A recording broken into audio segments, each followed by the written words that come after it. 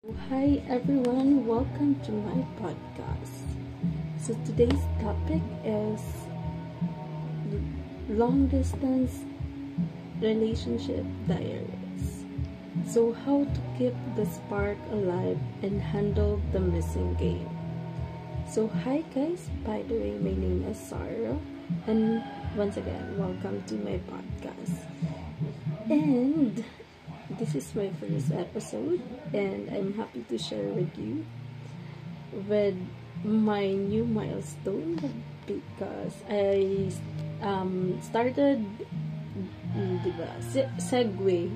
So I started and analyzed that I really enjoy making content and I really enjoy talking as well. So I decided to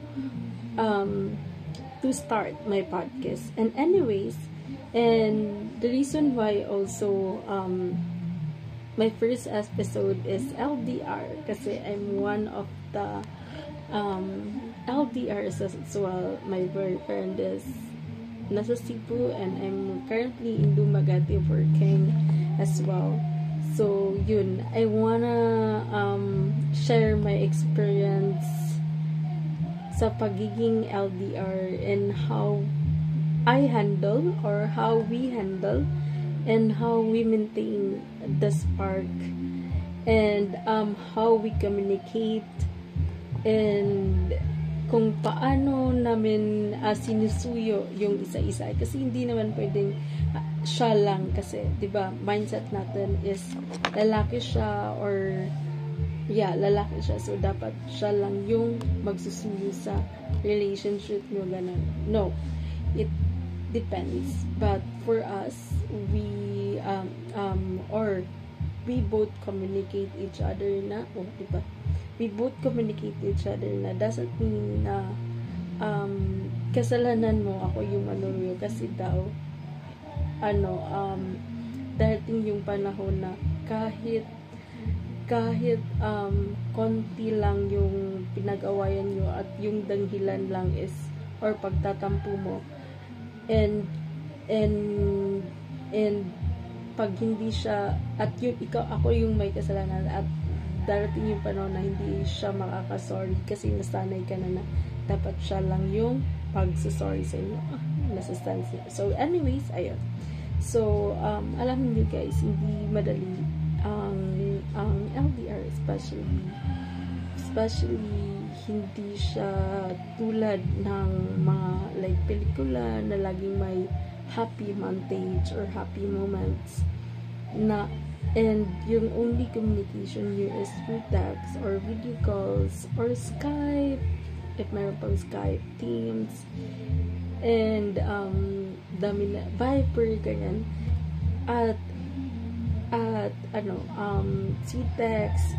Totoong may mga moments na masakit yung tipong gusto mong yakapin yung tao or yung boyfriend or girlfriend mo pero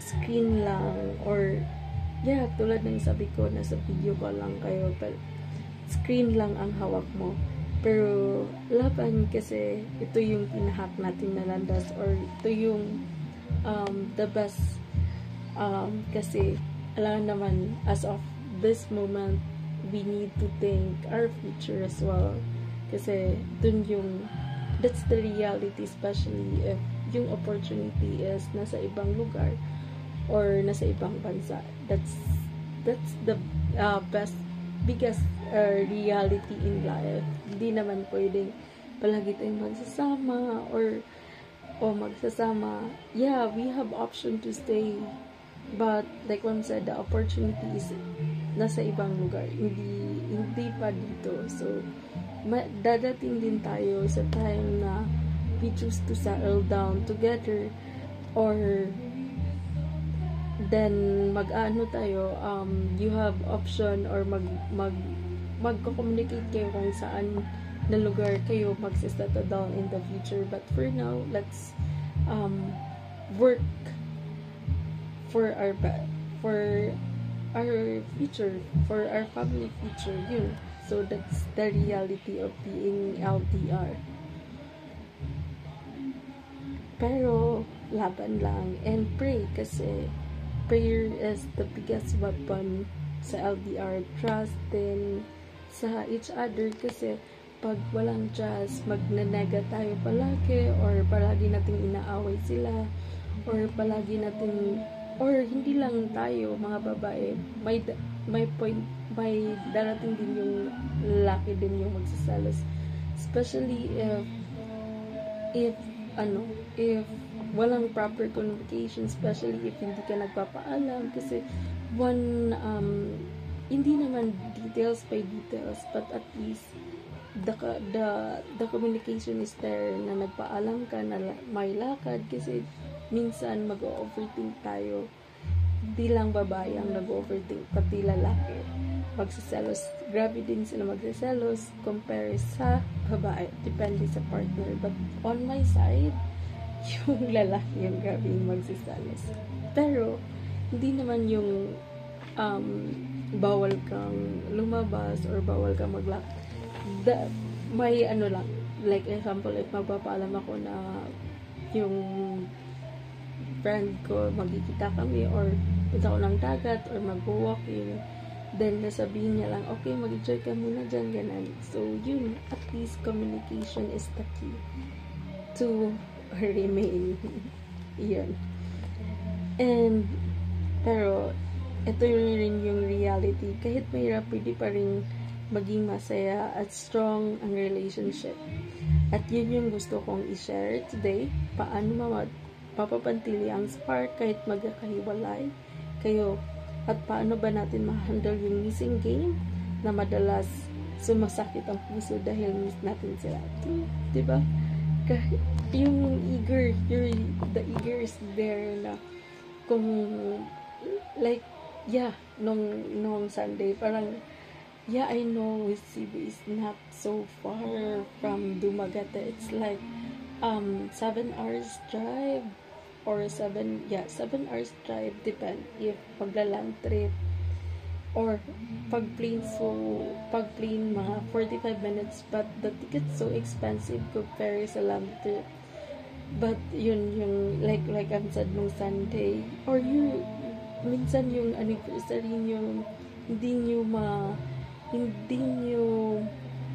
hindi kayo makaka-celebrate together kasi may work. Hindi naman palaging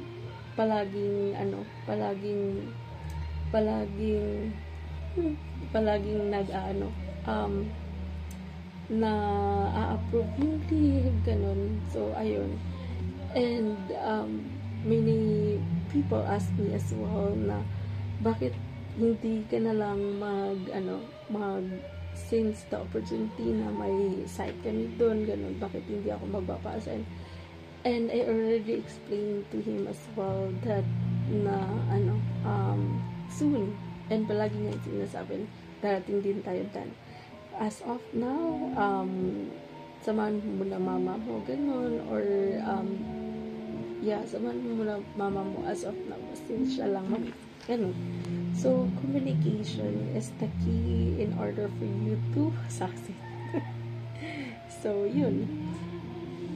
The reality of LDR, unahan muna natin ang real talk. Kapag nasa LDR ka, hindi siya pareho na normal relationship. Walang physical touch, totoo. Yung gusto mong mag-hug, yung emoji lang yung nilalagay mo kasi ang layo. Sobrang layo. And palagi, pagdami ng emoji na lang kayo lagay, like 10 emoji in order for you to mapafeel lang na na gusto mo nang ganun. And yung feeling na gusto mo mag-date, na anytime na date na gusto mo, like, yung mai-imagine mo na like simple kwek-kwek or kakain niyo sa kwek-kwekan or mag-walking together, especially if your activities pa Sunday is gusto niyo mag-walk or gusto niyo magdagat or gusto niyo magbuntok, ganun. Parang nakalimutan mo, LDR pala kayo. Ayun, yun yung pero laban lang kasi pinili nyo yan, di ba? And that's the biggest challenges, one of the challenges sa being LDR. Kailangan natin mag-adjust and mag-effort at magtiwala. Pero tandaan, ang LDR ay hindi punishment. Hindi rin siya sign na weak ang love nyo.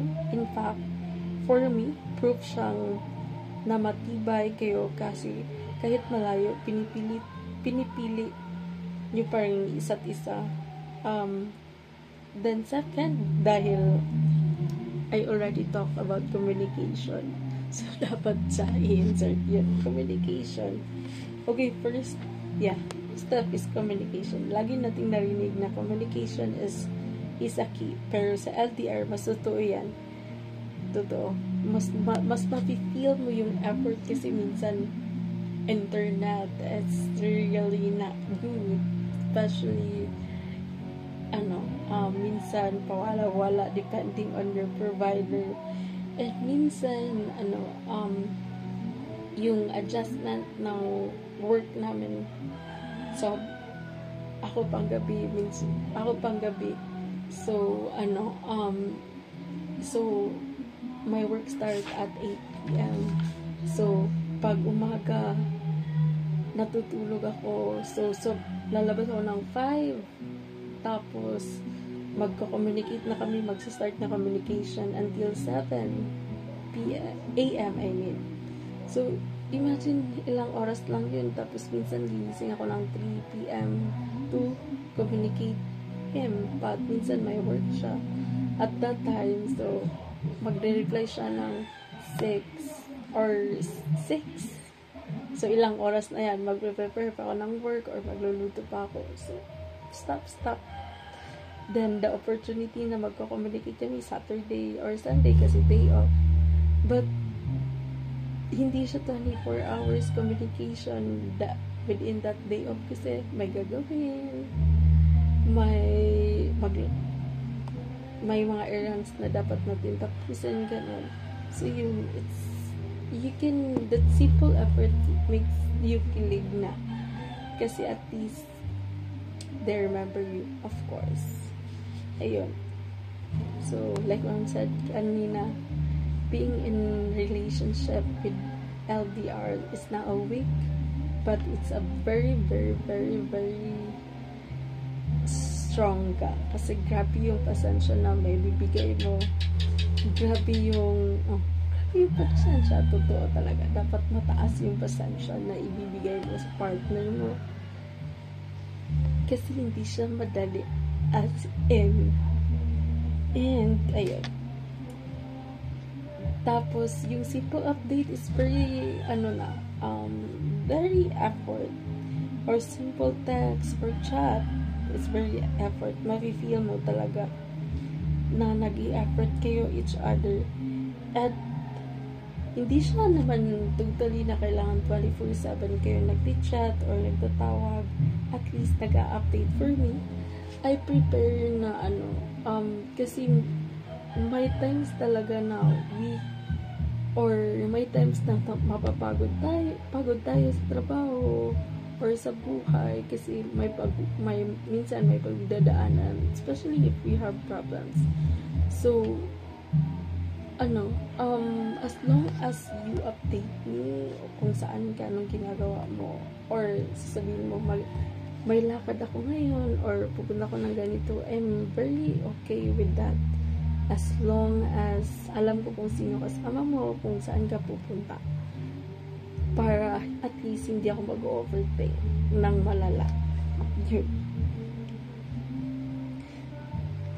Kasi, and,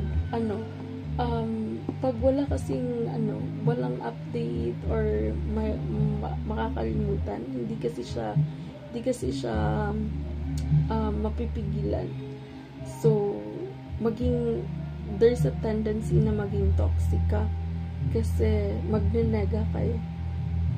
Grabe yung negative na maidudulot kung walang update. So, maging toxic ka. And, yan yung ina-avoid sa LDR, na maging toxic kasi there's a tendency na mag-aaway kayo palagi. And, sabihin mo, sino na naman kasama mo, or saan ka na naman pumunta, or may babae ka, or may lalaki ka, ganyan. So, there's the tendency. Dapat talaga communication, proper communication, and dapat mag-usap kayo kung anong ways na mag-work sa relationship nyo. Yan talaga yung pinaka the best na you should work or mag-usap kayo kung saan kayo, kasi hindi naman pwedeng ako lang yung mag-a-adjust, hindi lang din siya pwedeng siya lang yung mag-a-adjust. Dapat parehas kayo mag-a-adjust parehos, kasi there's a tendency na if siya lang mag-a-adjust or ako lang mag-a-adjust, there's a tendency na mabu-burn out kayo each other. There's a tendency na hindi mag-work ang relationship nyo or LDR relationship nyo. Kasi mabu-burn out ka na, mapapagod ka na to remind him or her na ganito, ganyan, bakit wala, bakit ganyan, mapapagod, nakakapagod kaya sobra. But minsan I have also experienced before na we both LDR as well, and ayun, kasi minsan may partner din na yung hindi mahilig communicate, or maybe maboboard siya, or yun, maboboard. There's a tendency na pag walang proper communication, or like okay lang sa'yo na walang proper communication, hindi lang, parang okay sa'yo na how are you lang yung chat nyo, or kumain ka na ba, I love you so much, ganun. Pero there's a tendency na hindi mo siya mafe-feel or hindi mo mafe-feel yung genuine. Kasi, everyday, yan lang yung tinanong mo. How are you? Hindi mo lang siya tinanong na anong ginagawa mo, or yung proper communication. There's a tendency na mawawala din yung spark. So, yun. Talk kung anong best ways to communicate each other. Yun. Padigo ako. So, yun. Wait.